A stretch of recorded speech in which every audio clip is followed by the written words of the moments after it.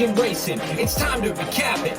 And who better to do it than Michael and Magic? Two bros/pros who cover the highs and lows of racing around the globe on every one of their shows. Real fans look forward to these guys and their last thoughts, cause they know they're not talking out of their royal ascot. What they say makes sense. So ladies and gents, sit back and relax as Blinkers Off presents The Magic Mike Show, where you hear the experts speak. The Magic Mike Show. Tune into the show every week. The Magic Mike Show. You can trust the show is the bomb because it's being brought to you by RacingDudes.com.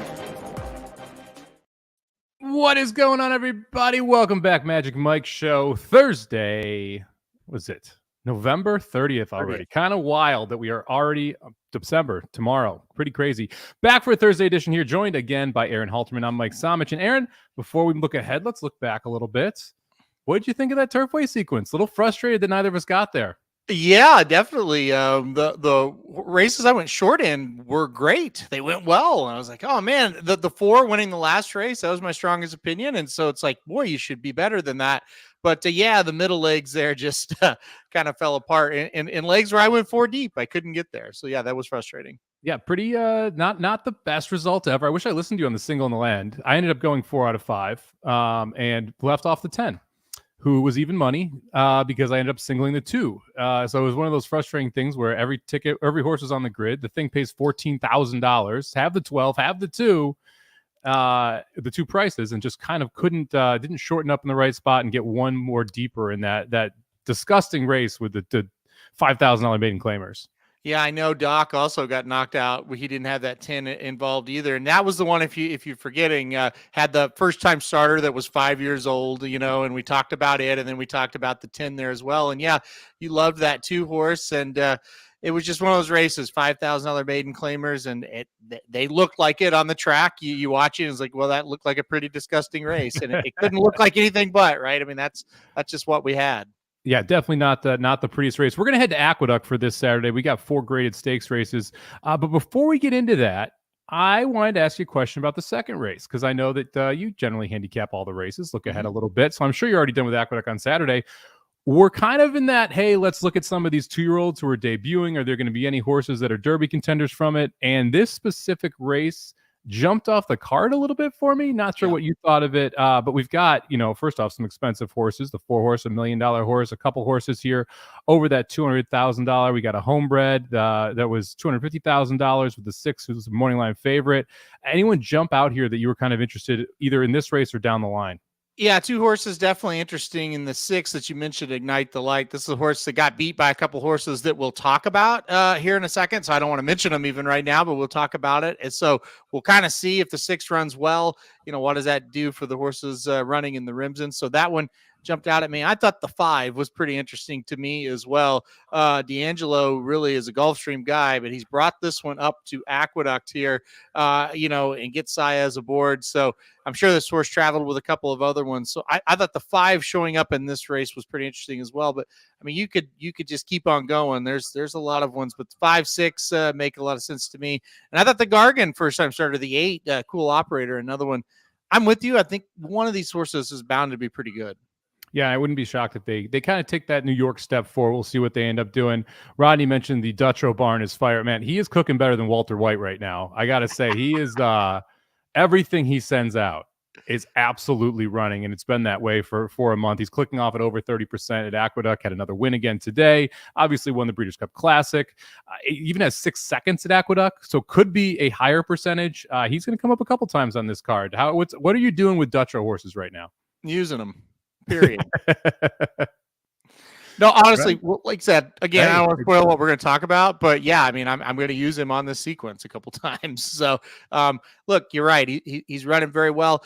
This is the guy, maybe some newer people don't even know who this is. This is a guy that was very successful. Now, you want to talk about what happened with him and his suspension and everything like that, you can, but this was a guy that was very, very successful up there on the NYRA circuit and really everywhere he went. So it's not surprising, but boy, he definitely has gotten back quickly and in a big way. Yeah, highly successful. If you want to Google it, just Google Dutch row suspension. He was suspended for 10 years. A lot of noise around that, whether or not it was justified for the length of the suspension, but was always considered a very good horseman, for however you want to take that, inside the industry, and obviously helped Way to Barrio quite a bit. That horse took a step forward after switching over barns, and like I said, it's been absolutely on fire at Aqueduct. So interesting pick 5 here. We got 4 graded stakes, but we're going to kick it off with one at a little bit lower level where we agreed to. So without further ado, riders up.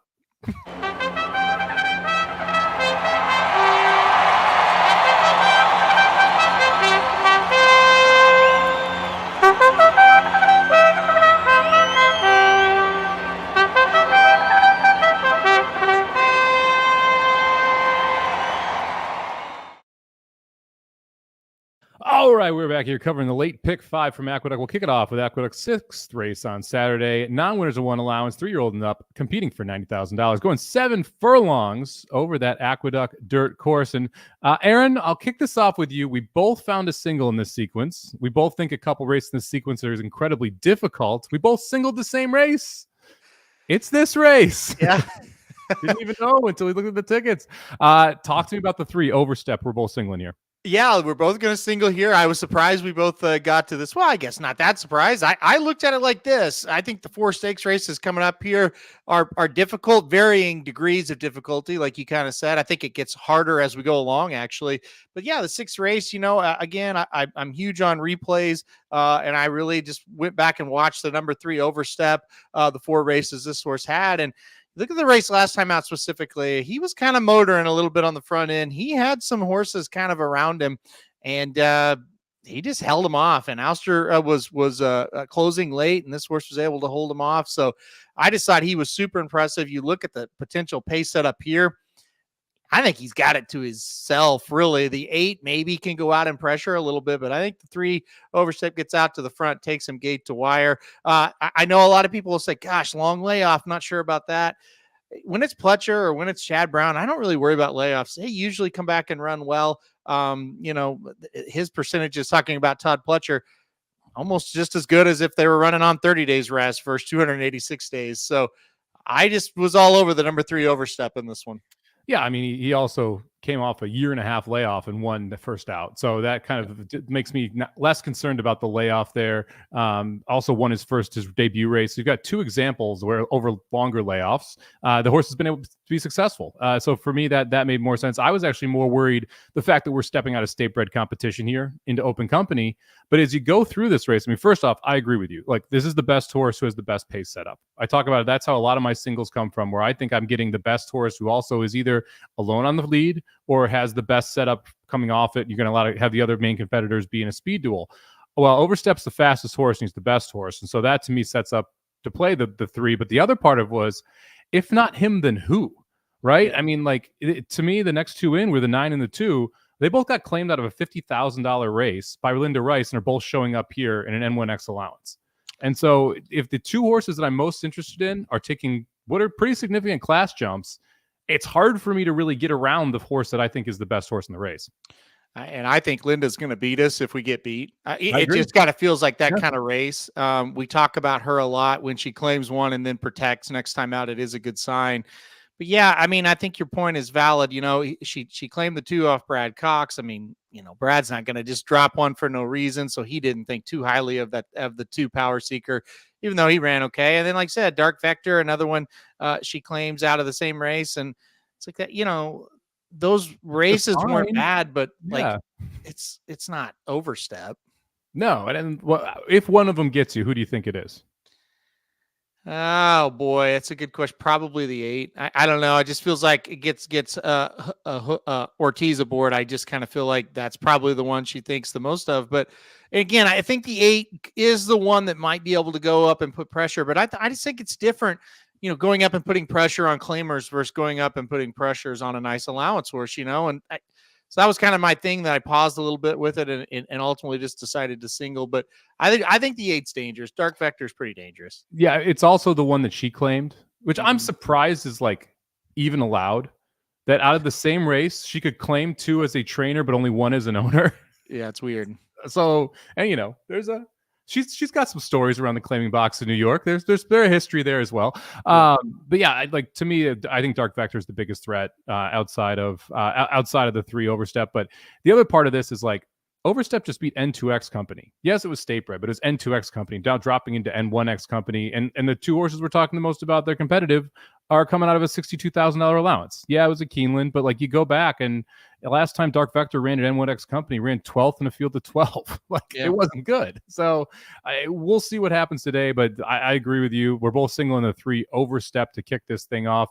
I think it makes a ton of sense, especially since, look, the last 4 races, they are all very difficult. We'll get into those right now. We'll head over to Aqueduct's 7th race. This is the Grade 2 Demoiselle Stakes. Demoiselle Stakes for 2-year-old fillies, going 1 mile and an 1/8 over this Aqueduct dirt. And the 1 mile and 1/8, it matters because not a distance a lot of 2-year-olds have gone this early in their career. So, Aaron, I'll start with you. Who do you like on top here? Yeah, I got a little boring as far as who I put on top. I did put number 3 Life Talk. You mentioned the 1 mile and the 1/8. I just think the 1 mile and 1/8 is kind of what this horse wants to do. So I like her going this distance. She's definitely the class of the field. Think if just FYI was in this race. I mean, she'd be 1 to 9. You look at her, got beat 3 1/4 and 3.5 and 4 1/4, I should say, by just FYI. This is a tough race. I mean, she isn't like awe-inspiring, that's for sure, talking about the number 3 Live Talk, but she's probably good enough to win this race. I think she'll kind of stalk the pace and make the move. So number 3 Live Talk, that's who I put on top.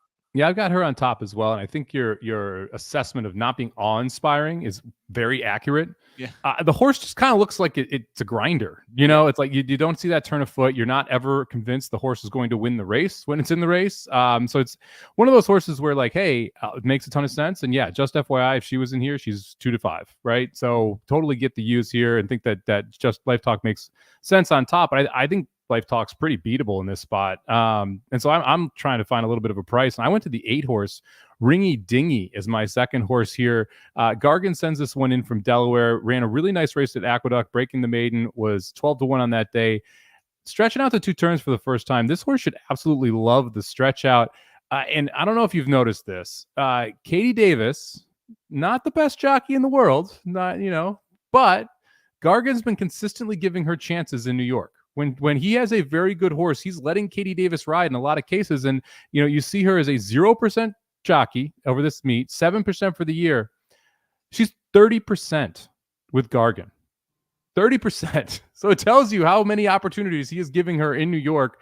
The fact that she gets this horse, so I think is very well bred for the distance. I think takes a step forward going 2 turns. I'm willing to take a price here with connections. I don't think you're going to get bet in this spot at all. Yeah, I went 3 deep here, and this was my 4th horse, and maybe I'll end up changing and adding it because you do make a strong case. This horse has been running really well, and yeah, the Katie Davis factor is a big one when you look at when she rides for Gargan. If I could talk, it has been a pretty nice little number there. 50% of those have hit the board as well, which shows you that if they don't win, most of them are firing. Yeah, I think. Do we trust Delaware? I think that's the big question mark there, but it's not just an overly tough race. So I agree. The 8 I didn't use, but I almost did. The horse right to the inside, the 7 Shimmering Allure. That's who I put in second. Kind of the same kind of thing. Got beat by Candied in the Darley Alcibiades, but won the race before that and won the race after that. So it shows you, yeah, that was a pretty tough race. Had to move up in class and didn't run horrible, but just couldn't get the job done. But the 2 races, like I said, before and after looked sharp. So the 7 was the one I had in second here. I'm not getting too creative. Yeah, I like the 7 too. I have the 7 sitting in third. It makes sense. This horse should appreciate the stretch out. Another one that should like the distance.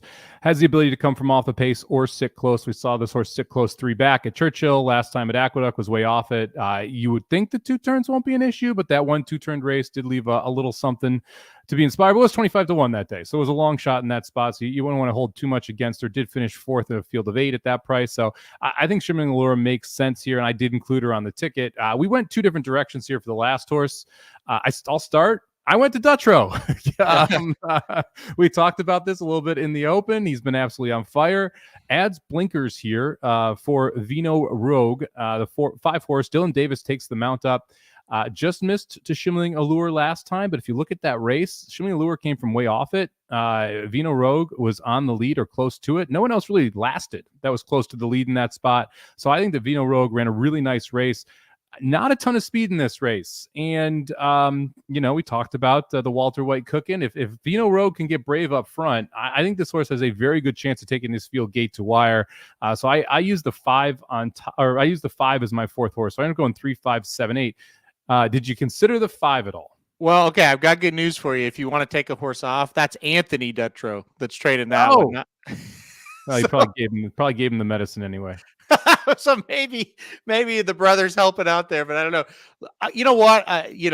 Past that, I did consider the 5, though. I thought the 5 ran pretty well last time out, first time against Stakes Company. I think this horse, if you're still using it, I don't think it's the worst news. No, I'm still using it. I like the horse on top of the trainer part of it.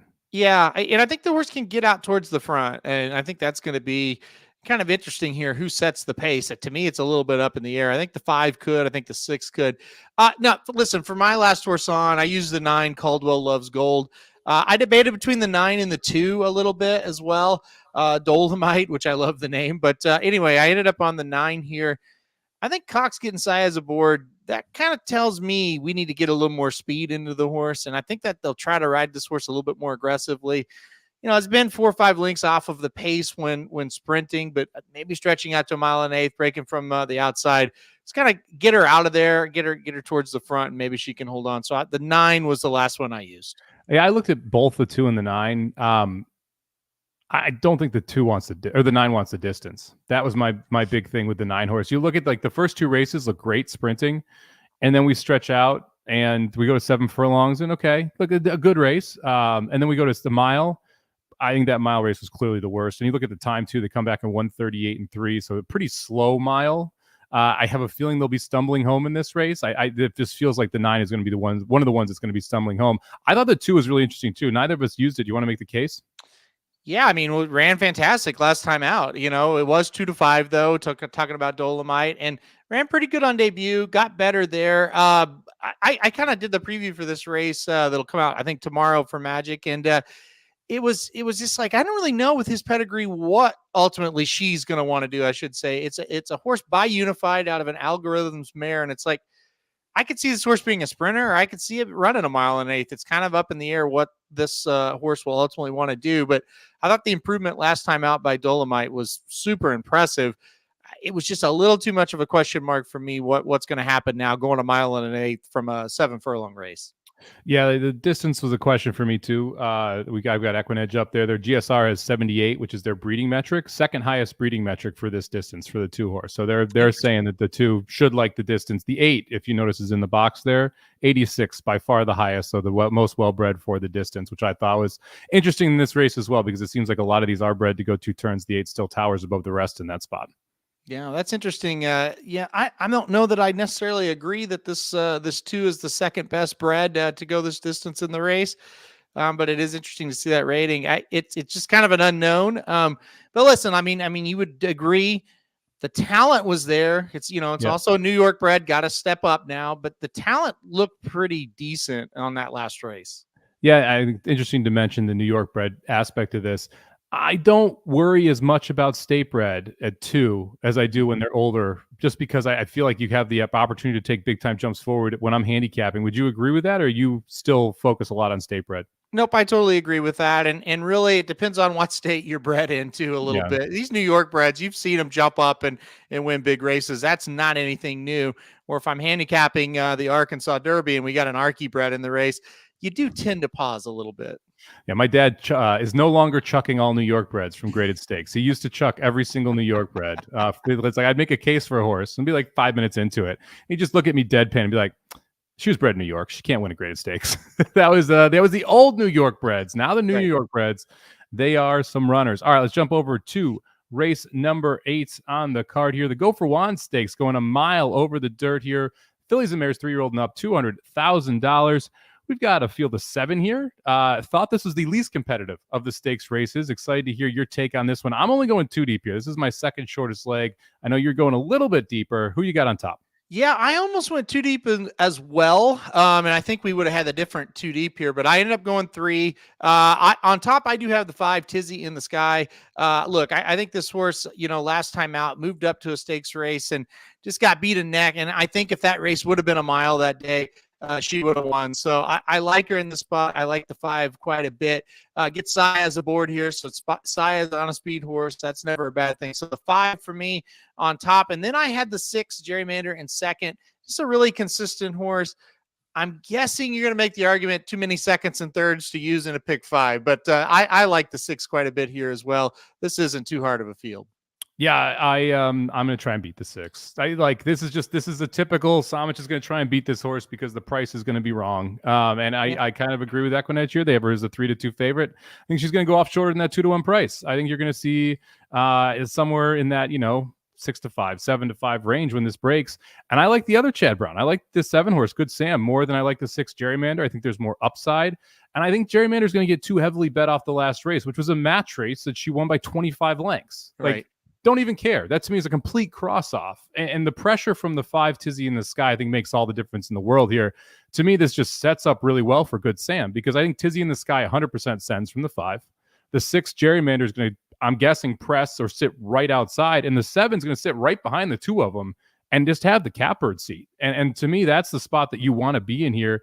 If I was using anyone else, I'd be going to the 2 Dr. B instead of the 6 Gerrymander if I was going to go 3 deep in this spot. But I think Tizzy in the Sky represents the speed that I want, and Good Sam represents the horse that's kind of getting it the trip that I think is best. And, when I'd have the 7 on top, Good Sam.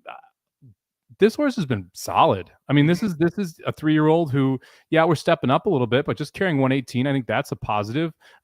Is 2 for 2 without running with Lasix, so I don't have to worry about that. The first off the layoff, I thought was exceptional against 3-year-olds and up. Ends up running a career best buyer, going 7 furlongs that day. The mile should be absolutely no problem. Has already won at this distance over the track. Yeah, it's a step up in competition, but where else do you want this horse to go at this point? I mean, back to back to back and 2Xs, second, and first in those races. And you get Irad too. I mean, I thought that was interesting that Irad's gonna stay here on Good Sam. Yes, rode this horse on every single mount, but it is a Kalleward horse with Gerrymander. And this would be one of those spots where you could choose to go to Gerrymander if you wanted to. So I think it's all systems go here for the 7. So I was 7-5. I would have used the 2 next versus the 6. Well, I mean, for all those reasons, that's why I went 5, 6, 7 in this because, I was sitting there 5, 6 and I just kept looking at Good Sam and really watching the last 2 workouts, the last 2 races specifically. And it's like, yeah, this horse is pretty good. That last race was really solid once she got to this track. And I think that's a big factor. She's 2 for 2 over the track. Excuse me, 3 for 3 over the track. Belmont at the Big A is Aqueduct for anybody that didn't know. So 3 for 3 over this track and really never got close to being beat. So I'm with you. I think the 7's going to be really tough. I just went 3 deep here, used the 3 logical and moved on to what's going to be a really tough last 2 races. Any concern about the 2 Dr. B or the 3 Vente Valentine? More so the 3. I almost used the 3. This is an inconsistent horse, but at times can really jump up and run big races. Famous last words. I wasn't all that concerned with the 2. I think I've got the horses to beat the 2, but the 3 at 12-1, I question that she's actually going to be that price. But if she is, that's a dangerous horse. Yeah, my only issue with the 3 is there's not a race on the paper that wins it.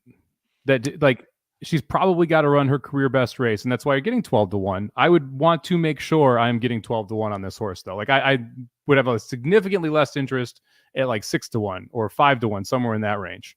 Yeah, she's just one of those types that you see her name in the win column on the results every now and then. You go, oh yeah, that horse is still running and winning. That good for her type of thing. You know what I mean by that? It's like she's never really going to blow you away, but she just finds a way to kind of win races like this every once in a while.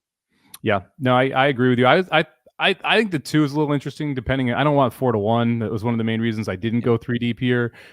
Faced Echo Zulu 2 and 3 back, so a little bit better class.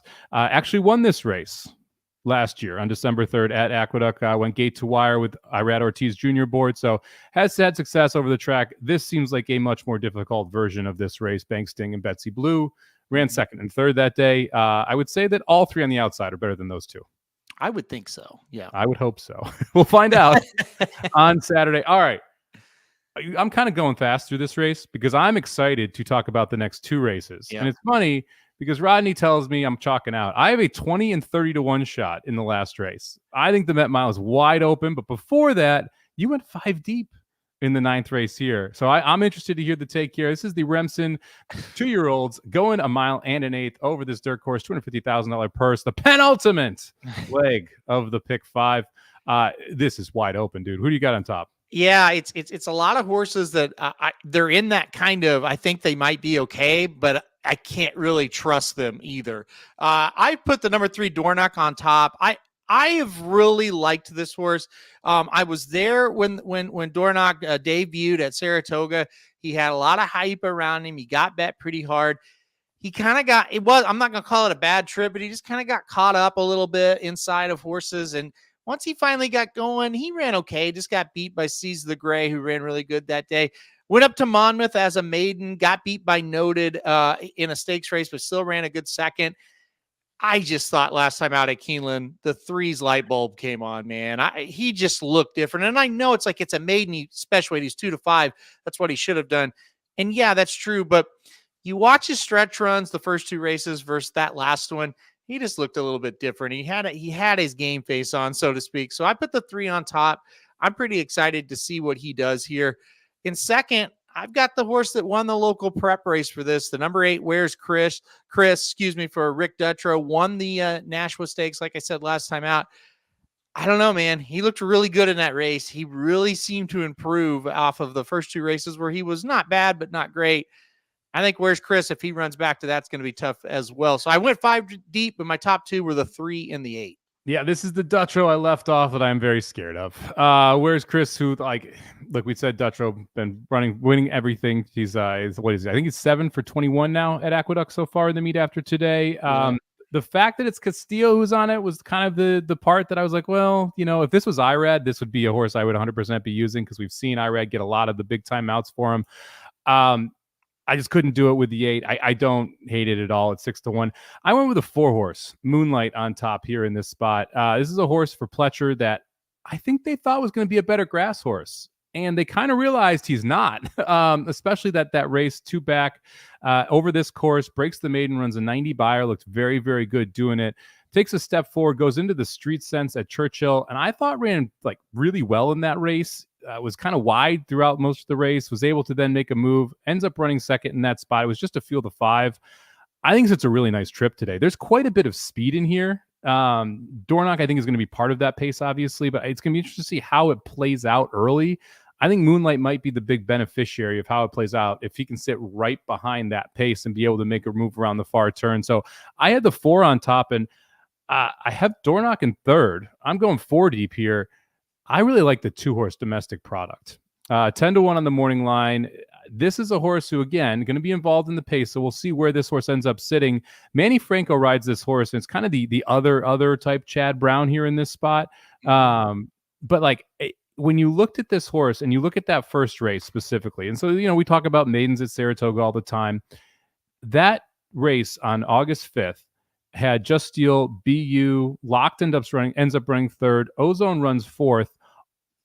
Lock didn't take a ton of money that day, but obviously we know ended up being a very good horse. The other 3 in front of him took a bunch of money, and Domestic Product still just 5.5 to 1 in that spot. And so love the fact that there was some hype on debut. It didn't go very well. The horse had a terrible break, didn't really have a chance after that. Pratt kind of wrapped the horse up when you watch the replay. Comes back at a mile and an eighth. Mm-hmm. That's wild. For a practical joke to say, you know what? After that race, we're going to come back off this layoff and we're going to go a mile and an eighth. It tells me that this was the race they were thinking about off of that. And the horse was able to respond to it, able to be close to the pace, make a nice move, get the job done. Franco stays aboard. The blinkers were now second-time blinkers. I think that's a positive. All of Brown's stats are very good off this type of thing. The layoff length, the second off the layoff, won the last start. Franco's 28% with him at this track, 24% over the last 2 years. Domestic Product's the only horse that has won at this distance. And we're getting 10 to 1, and he did it off the bench while adding blinkers. I think that's just a really, really impressive thing to pull. It's a strong case. I did not use him, and I could be regretting that for sure. I do think it's a pretty strong case. That was a nice race last time out. Really improved. You mentioned the maiden special weight that domestic product came out of. Another race where I was there at Saratoga, and it's funny how things work out. BU was a Pletcher horse that was supposed to be a real stud, right? He's still a maiden. Yeah. Locked was the other Pletcher horse of that race. He lost to BU. He went on to be a grade 1 winner, finished third in the Breeders' Cup. But anyway, it was a strong race. That's the point of it. Just Steele, not a bad horse either, who upset BU and knocked me out of a nice payout because I went 4 out of 5 and singled BU. But that's another story. Yeah. I knew that race would open a wound for you. Oh boy! And if you watch that race back, just a heartbreaker. It looks BU was a 10, right? Yep. Yeah. It looked like BU had it the whole way. Anyway, still a maiden. Anyway, you used a 10-1. I used a 10-1 as well. A different one though. I like the number 5 drum roll. Some of the stuff you said you can kind of apply to drum roll a little bit as well. He came out of that maiden special weight that Dornoch got second at over there at Saratoga. And so obviously we know there's good horses there. He then runs into Locked, who came out of that race that we just talked about with BU and then dominated that maiden special weight at Saratoga. So 2 pretty tough races. Last time out, stretched out again, I should say, to a mile here over this track. Had a nice performance. Got won by 2 lengths. I thought it was really nice. Changed to Castellano that day. Comes back here.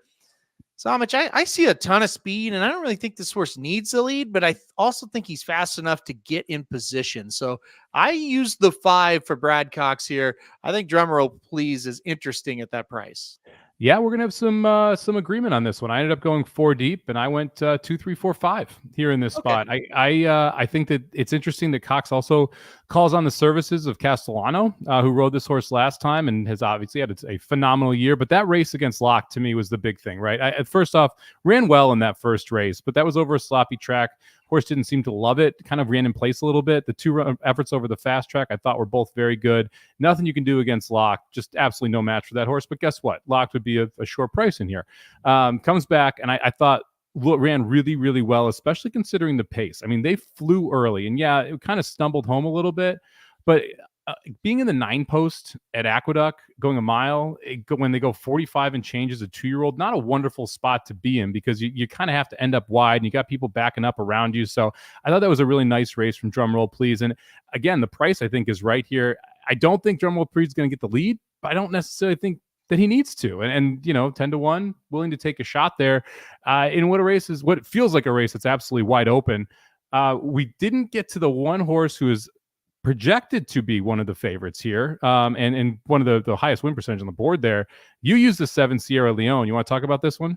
5th horse on and almost left the horse off, but decided to put on last minute because I had a little bit in the budget and ended up going 5 deep here instead of 5 deep in the next race. Look, I don't think this was a world-beating debut from this horse. Only has 1 race, and it was that maiden special weight win. It was a nice effort, though. Closed up pretty nicely. I put him on the ticket. I'm always going to call her with that name, but I'm going to put him on the ticket. I've seen Chad Brown debut horses, and they don't run all that great, but they win, and then their next race is much better, and that's why I put the 7 on the ticket. Chad Brown's not one that just, hey, they're going to pop right out of the gate. He kind of plays the long game. So I use the 7. I'm not overly, confident in this horse's ability, but at the same time, it's just the factor of you're probably going to see an improvement if this horse is very good. I don't really care that the horse got purchased for over $2 million. It's one of those things. There's certain, owners that they can pay it, and it's just, that is what it is, right? I mean, that doesn't really sway me one way or another. Yeah, $2.3 million son, $2.3 million son of Gun Runner out of a Malibu Moon Mare. Do you know what this name Sierra Leone means? No. Oh, okay. It's where they get all the blood diamonds from in Africa.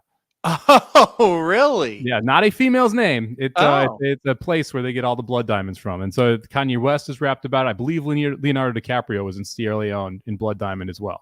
Huh. So that's where the name comes from. That would explain why I don't know anything about that. So yeah, there you go. Movie and rap reference. I didn't use the 7. Like I was shocked that Manny Franco didn't stay on this horse. And that was a big thing for me, especially when I like the horse Manny Franco went to. I mean, like a lot of times I think too much gets put into just the jockey have the choice. You know, and obviously Jose Ortiz, very good jockey, but just was a surprise to me that Manny Franco ends up on the 2 if this horse was all that in the bee's knees and all, you know, and like, yeah.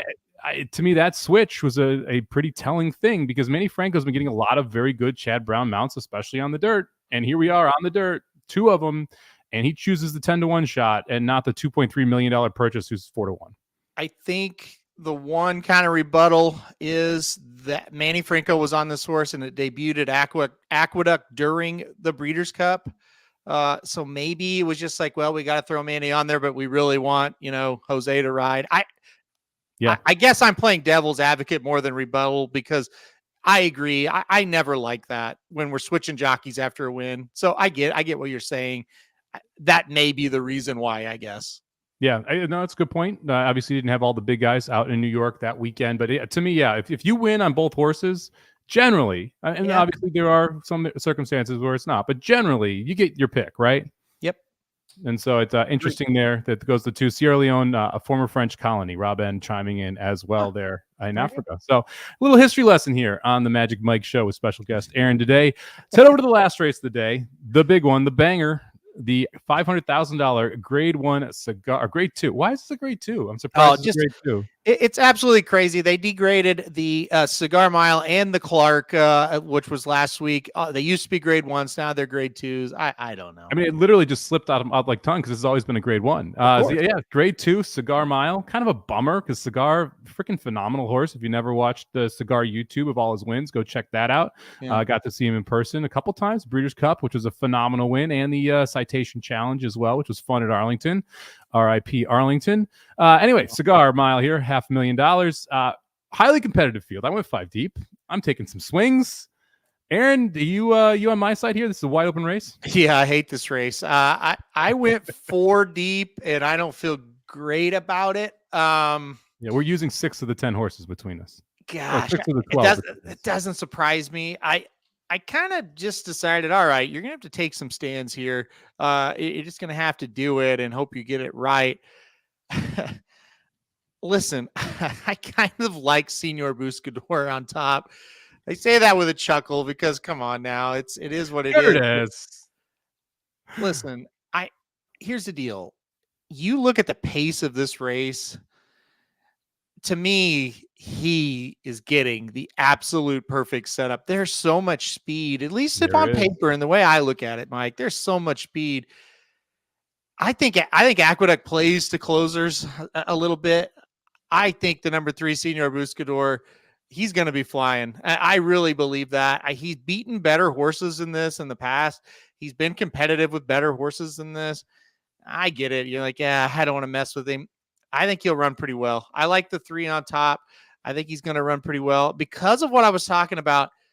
I think this could be the time for the number 7 3 technique. I think we've seen some races where he hasn't really got the great pace set up. I think he'll get it here. He's another one taking a class drop. So I use the 3 and the 7 as my first 2 choices here. We had a very similar thought process in handicapping this race. I agree with you. This screams collapse. Like there's either one horse gets loose, and I have a specific horse I think that has a shot at getting loose, or this thing absolutely collapses. And it's all these horses that are forwardly placed don't really have a shot at being able to win. So I actually put the 3 Senor Buscador on top too. I thought the pace just sets up so well for this horse. Like it's also a pretty significant drop in class. I realize we're cutting back in distance. The horse is 2 for 3 at a mile. It's not like he hasn't been able to run at a mile. It's not like he hasn't been able to win when they go fast at a mile. He won the ACAC at Churchill. They went 45-3 that day. He was 3 lengths off the lead. 45-3. This is a very talented horse that I think people just kind of assume is a dead closer. Now, that was a while ago. We'll see if we still have that same early speed to be able to kind of stay in touch with this. But even if not, I think that there's a big chance that this horse can run huge here. So I agree. I put the 3 on top. I put the 5, Dr. Ardito in second here, 8-1 in the morning line. This was kind of my 3 technique. I was between the 2 of them. Is kind of where I wanted to go. Yeah, 3 technique dropping a little bit. Like but I'm not really going to give him credit for the Breeders' Cup Sprint, to be fair. Yeah. The race prior to that, the Ak against Zozos, I thought was pretty good. But you go back to the wins, it's like, who do we beat? Like, that was my biggest thing. Like, the J. Nerad, or like Synthesis, really? Candyman Rocket? Okay, but there's just no one that kind of gives me that, oh, yeah, that's the horse that's really good. And lost to Senior Buscador at a mile in the Ak last year. So that was the reason I kind of went away from the 7. The 5, Dr. Erdito here. This is a horse that loves Aqueduct. 5 for 7 at Aqueduct, 5 for 8 at the distance. This is a little bit of a step up, and was in better form last year than this year. But I think part of that also is just kind of how this horse has been able to run. I think the price is right here, and was only a half length behind Ever So Mischievous, who is going to be, I think, your favorite when they actually break from the gate in this spot. We'll see what happens there. But I thought the 5 is a great setup as well. It should be absolutely flying late. Did you use the 5? I did not use the 5. That was one I took off. I did the original ticket. I had the 5 on, but I was a little bit over budget. Said, all right, that's going to be the one I cut. And it's so funny. We had a lot of different horses used, but you said it. I sat down and go, okay, do I want the 5 or do I want the 7? One of those two are going to have to go. And I chose the 7. So, and you chose the 5. So we'll see what happens there. But obviously, no, it's a good use. I think for sure it is. I want to go back. Go ahead. I'd say we agree on the 2. Yeah, so we're both using the 2. You want to use tell us about Ever So Mistress? It's so funny because that's the one I was want to talk about, and you know why I wanted to talk about it, because you made a point of, I think one horse might get loose, or might get maybe not loose, but get ahead of the cavalry of speed. For me, it's the 2. I think drawn inside, I just kind of think this horse can get the position as long as he breaks well, get the position of kind of getting in front of all those horses to his outside. So I think the 2 is the speed horse that you want in this one. So yeah, the 2 was a third horse on my ticket. So I have Ever So Mistress in third, and I don't think the 2 needs the lead, and that's why I ended up using this horse. All 4 victories not in the lead at the half-mile point. I thought that was a very, very positive sign for Ever So Mischievous. Broke the Maiden was in 4th. All the rest were in 2nd. I think Ever So Mischievous lets him go and just sits on the rail and says, hey, I'm going to try and trip out here. I'm going to come right up the inside, swing off the rail, 2-3 path, whatever I need to do around the turn, and I'm going to have first run on whoever's going to be in the lead. Give me 20-1 here on Casillas, the 4 horse. I mentioned the other Chad Brown. This is the other Chad Brown. I thought it was really interesting that this horse ends up showing up in this spot. You're getting the price, first off. Absolutely love that. Jose Ortiz stays aboard. This horse ran 2nd last time out. First time off nearly a year layoff. Lost to Signator, who ended up winning the next time out after that. That was over the slop. The horse, I think, likes the slop, doesn't love it. Has run 2nd and 3rd in those 2 races. It's a son of Into Mischief out of Warriors Reward horse, a 3-chimney homesbred. I think this horse has a huge chance to take a step forward. I think is the most likely horse to get the lead, because I don't think Ever So Mischievous goes. And I think the 4 then inherits the inside speed aspect of this and tries to take this field gate to wire. I don't know if we're good enough to do it. I don't know if we can shake loose. But at 20-1, I am willing to take a chance. And a big part of this to me, too, is Chad Brown has the 10, Accretive. Chad Brown has the 5, Dr. Erdito. This horse doesn't need to be in this race. This is a pretty aggressive placement for this horse. And it'll be interesting to see if this one stays in, because after you see the breakdown of it, I wouldn't be shocked if this is a scratch, because they don't want to run him against this field with this speed right out of the gate. But if the 4, Casillas, stays in, I think he has got a decent chance of going gate to wire to monster number. See, I watched this horse a couple times today, watched the replays back. I don't think it's a bad use. I didn't use it. My issue / problem is kind of what you just mentioned. This is a horse that really hasn't faced a lot of pace pressure. Yep. And if he was mine, I would just kind of look at the situation and go, I think we can find a little bit easier of a spot for him to kind of maybe face pace pressure, but not this amount, So it's a little aggressive. It is. It's aggressive use. And again, what you're saying is true. That is a good sign that they're being aggressive with this horse. They like it, or the connections like this horse, obviously. I'm a little bit worried about the pace. That was kind of my big deal with the 4. But I watched this horse back and I said, man, he's got some talent. And I thought the race last time out, off that long of a layoff, man, he fought it. He didn't just give the lead up and kind of quit. He just kind of, you could tell, I'm just a bit short to kind of hold off a pretty nice horse. So I can't really argue a lot of your points. I just said my negative is I don't know what kind of trip he's going to get. I'm really worried that he might kind of get burned out a little bit here. Did you see who he beat to break his maiden? Yeah. I mean, the Summer Cause and Tappa Trice. So I've heard of that horse. You got to, if you beat Tappa Trice, you got to be a superstar, right? You got to be good. Other thing I thought was really interesting, I didn't know Jose Ortiz was a bug jockey. What do you mean? Carrying 114. Really? I didn't even 114. See that. That was the other reason I liked him. Oh, yeah, I see that now. The 114. That's, I guess, just, all the allowances of running in this big race without, running in a stakes race, blah, blah, blah. Wow. Well, the Cigar Mile is a handicap. So if you've had success, you're going to carry more weight. Yeah. This horse has not had the same success on the track that a lot of these other horses have. So you get essentially a bug jockey weight with Jose Ortiz on a speed horse. Well, all right. You said it. It's a lock. It's a lock. All right. You used the other Chad Brown. You used Accretive the 10. Make the case. You know how you were talking about the 2 Ever So Mischievous, doesn't need the lead, but can be forwardly placed. I think Accretive is that horse in this race for me. So the 10 Accretive, you look at his races.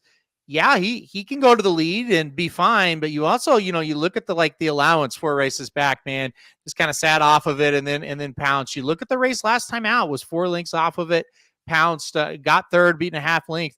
I just feel like if we can sit, on this outside, the key is going to be, let's get in a 5th position, about 2-3 wide, not be real wide going into that last turn.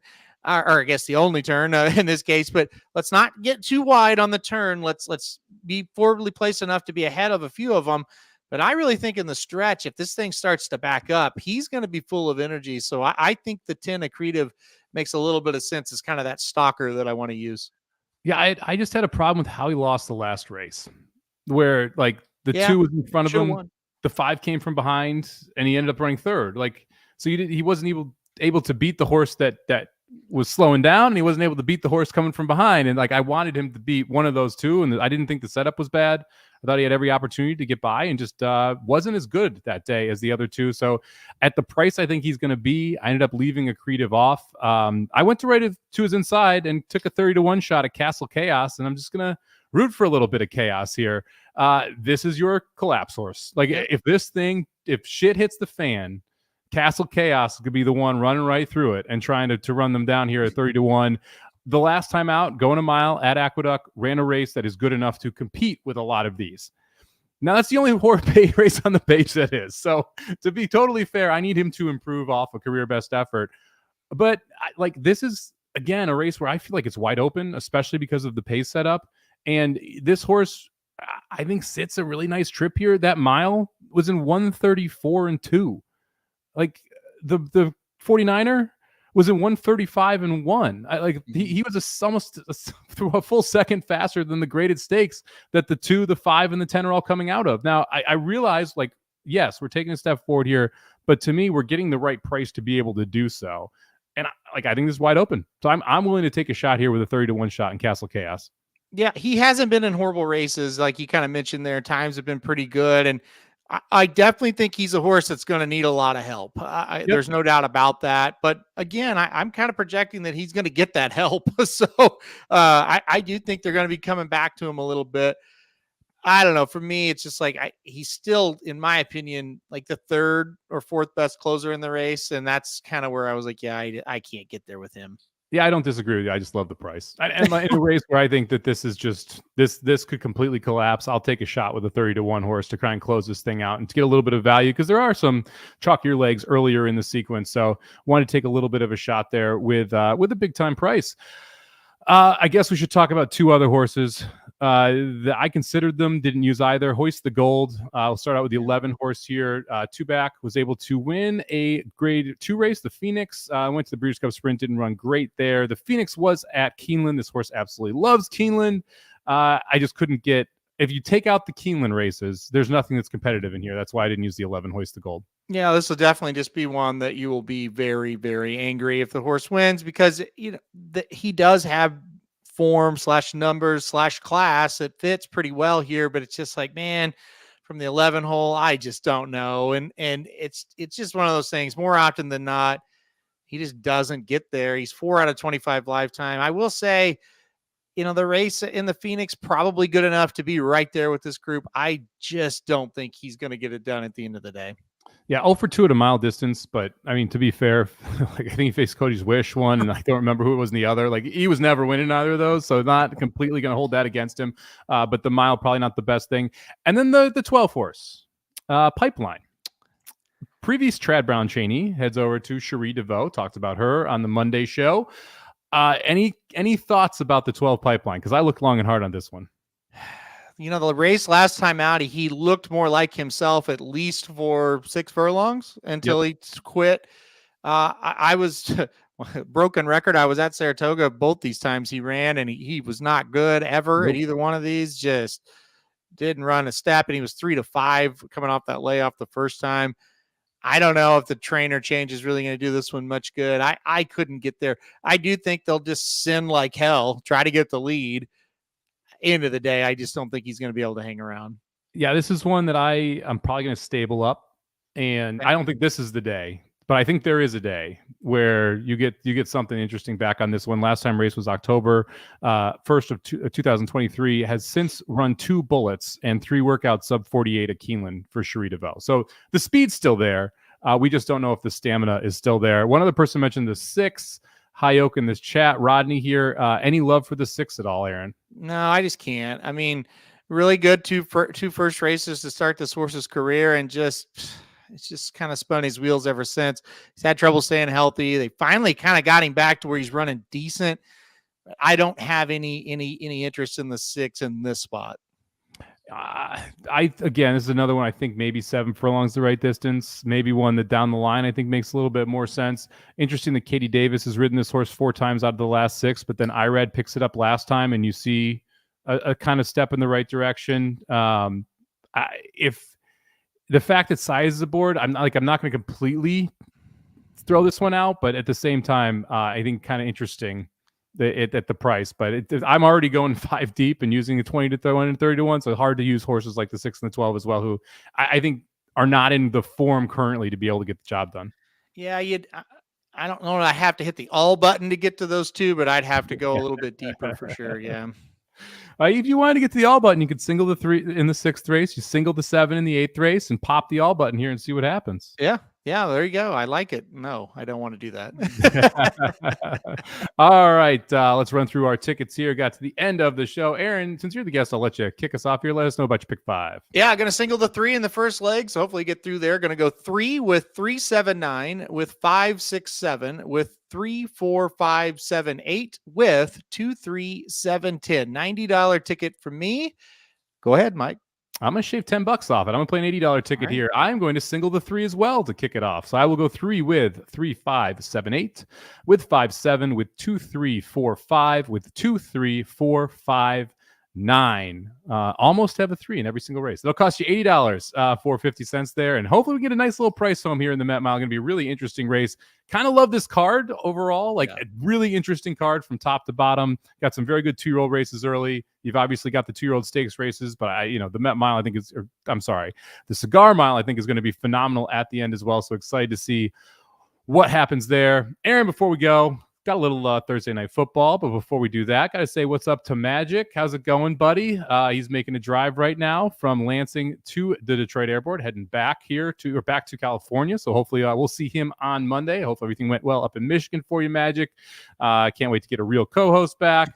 Anyway, let's talk. What have I done wrong? No, I'm kidding. It's been fun. It's been fun doing this for the last couple shows. Yeah. All right. Well, I guess we got. Are we going off right now? I can now close this out. Has Turfway number 1 gone off yet? Let's see. Turfway number 1. No, 1 minute to post. All right. Who you like in Turfway number 1? Let's start out there. Ooh. Let's see. Did I have a strong opinion? No, I didn't really have a strong opinion in this one. I picked the 6 because I don't know. Duke is kind of a cool name. No, I picked the 6, and I like the 4 and the 3 is kind of longer shots. Interesting. I was 9, but then I like the 2, Cosmic Stardust, 12-1, and thought the 6 was a logical winner as well. So I was 9-2-6 here. Maybe play like a 9-6 over the 2-3. What was it? 2-3-4? Is that who you liked? 2-3-4. Yep. Yeah, Yep. 9-6 with 2-3, 9-6 with 9-6 with 2-3-4, 2-3-4 super. How's that sound? That sounds like it. I don't know how it's going to lose, honestly. Yeah. It's kind of a shitty one actually because we have chalk in the first 2 spots. But other than that, I think it's a phenomenal ticket. Okay, yeah. Well, listen, hey, Banishing is also getting ready to run at Fairgrounds. That was a horse that everybody thought was going to win the Derby on Twitter last year, and then Yeah. didn't do shit. But back at Fairgrounds, so we'll see what that one does too. We got action coast to coast here. Curtis wants to know how his best bet of the day went. It hasn't ran yet, Curtis. You're next after this race. What's he? He likes our Freddie Mac in the 10th race, the 1 in the 10th race at Fairgrounds. All right, there we go. A little best bet action. All right, let's talk a little bit about the NFL game here. We've got Seattle heading in to Dallas. Total the side sitting anywhere from 8.5 to 9.5 where you're shopping. Total 47.5 last time I looked. Aaron, what'd you like here? Yeah, I hate this game. I do think the Cowboys cover though, but I hate laying 9.5 or 8.5 or any of a half with the Cowboys. I still don't trust them, Somich. Seattle really needs this game, and that kind of worries me a bit as well. The motivation factor. End of the day, I think the Cowboys are better. Seattle's really struggling, so I took the Cowboys. Yeah, I like the Cowboys here too. I wouldn't lay it. It's the number's too big now. If you have a book that is at 9 or 8.5, I would tease this game, either 6 or 6.5 point teaser with Jacksonville on Monday night, who is laying 8.5. Most pretty much across the board against Cincinnati. I have Cincinnati as the 27th best team right now in the NFL, and Browning now on the injury report after Burrow got knocked out. So it'll be interesting to see who plays quarterback for Cincinnati against Jacksonville. So I have a Dallas teaser with Jacksonville, and then I played a same game parlay, which I don't usually do, but you can get Dallas to win, Dak over 250 yards, Dak over 1.5 touchdowns, which is heavily correlated to Dallas winning. Yeah, and it's plus 120. I like that. I mean, that to me was a good way of kind of sprinkling it out. Dak's gone for 2+ touchdowns 5 straight games. He's gone for 250 or more yards in 4 of those 5 games. He's gone for 250 or more in every home game so far this year. And Dallas beats people by like 20 at home. So I did play that same game parlay as well. Oh, I like that. I like that one. That's a good one. That makes total sense. And again, I think I don't really doubt Dallas is going to win. So that's why I like it. I just doubt that they will cover that. You know what I mean? So I think that's kind of a creative way. And I'm not surprised you found a creative way to play that there. Yeah. I don't love same game parlays, but if you can heavily correlate them, then I get a lot more excited about them, because if you can make, if X happens, why does X happen? You can come up with a pretty decent price on a pretty obvious outcome in my mind. We just turned for home here. Looks like 9 is going to get by this 5, right?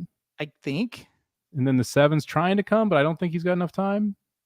I don't know that the 9's going to get by. He's passed now. Okay, yeah. And now it's the question of whether or not the 7 can catch him. He's kind of fading out a little bit, but the 7's not going to get 9 there. All right, 9. Okay, moving along in the pick. Very nice. Yes, moving on to the next leg. All right, Aaron, thank you very much for joining me here on the Magic Mike Show. Make sure everyone checks out racingdudes.com. We got free picks every race, every day. Somobomb's up for, I think tomorrow is going to be Gulfstream and Aqueduct. We got opening day, maybe Turfway as well. We did Turfway the last couple days. We've cashed 4 straight tracks, so pretty excited about that. Nice. I may have to go back to Turfway if we do well there again tonight. Yes, I got a little excited after Wednesdays. Are you going to play Gulfstream at all? Now we got the championships meet going? Absolutely. Love the Gulfstream. Is going to get better and better and better as the month goes on here. Yeah, I'm back to Gulfstream for sure. May have to stick to Fairgrounds. I'm having a big day at the Fairgrounds too, so I don't know. We'll have to see. It's kind of, we're in that in between season right now. Yeah, it's funny how during like the in between season, I don't know if you do this too. I stay at one track if I start to get hot there. I'm like, you know what? I'm just going to keep playing this track. And like, it was Aqueduct for about 2 weeks. And then I'm like, I'm not really hitting as hard as Aqueduct. Hit the early pick 5 today, but only paid like $400. So like whatever, so then it's like, okay, well, let's see what other tracks are out there. Kind of enjoyed Turfway yesterday. That's why I'm playing it today. Gulfstream traditionally been very good. What do you think about the jockey colony? We're going to see at Gulfstream once this gets going. Well, update me on who's going to be there first. Murphy's going. Okay. The international jockey, Austin Murphy. Okay. Velasquez is going to be there, and he's not normally there. Who else is? Vasquez is going. He's not normally there. Wow. And then you've got Saez, Rosario. You've got both Ortiz brothers. Like it's going to be an interesting. Alvarado's going to be down there. I think it's going to be one of the more interesting colonies that we're going to see, just because of how many different ones from different places are all going down. I agree. Yeah, I didn't know that Murphy's going to be there. That's really cool. Yeah, I mean it's always really competitive. The normal group there is really good. And yeah, listen, I don't think it's any secret. You and I both love that Gulfstream meet when that gets going in the winter. So I think we're excited for it about equally as much. But yeah, I mean, it's always tough to get mounts, and that's the thing about it, man. It's always tough to get mounts there and get quality mounts. And a lot of them go there because they're looking for Derby horses. They're looking for Oaks horses. And, you look over the years, it certainly can produce those. Last thing before we go, because I keep coming up with random things I want to ask you. Great. Did you think there was a wild closer bias at Turfway last night?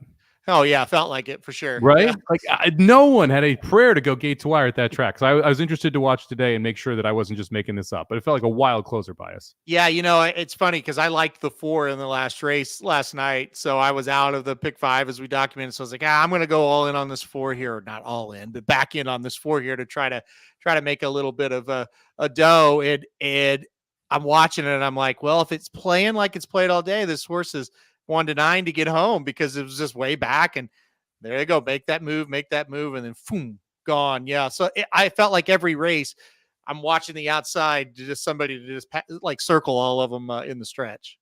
Yeah. I just popped out in my mind when I was watching those races. It's just like, I don't play Turfway enough to know, is that normal? Like I don't feel like it normally is just like, hey, you want dead closers. I wouldn't say it's normal. I would say that track really favors a lot of times speed or not speed, but like stalking the pace, right? I mean, not that you can't win from out of it, but I don't remember a night like that where every winner was just circling fields like that. Yeah.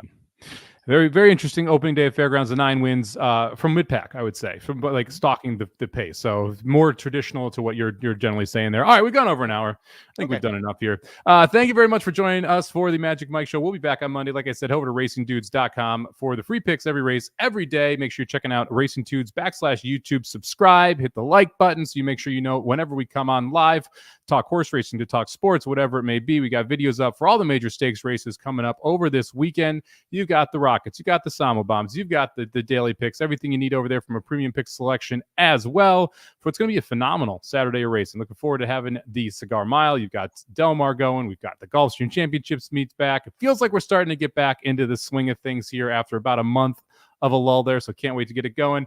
Thank you very much, everybody, for joining us. We will be back. Well, I will be back on Monday. I believe my co-host Magic will be joining me there, but make sure you're checking out Aaron on Blinkers Off, as well as Dudes Who Bet. Have a good one, everybody, and good luck at the track. The Magic Mike Show, where you hear the experts speak. The Magic Mike Show, tune into the show every week. The Magic Mike Show, you can trust the show is the bomb, because it's being brought to you by RacingDudes.com.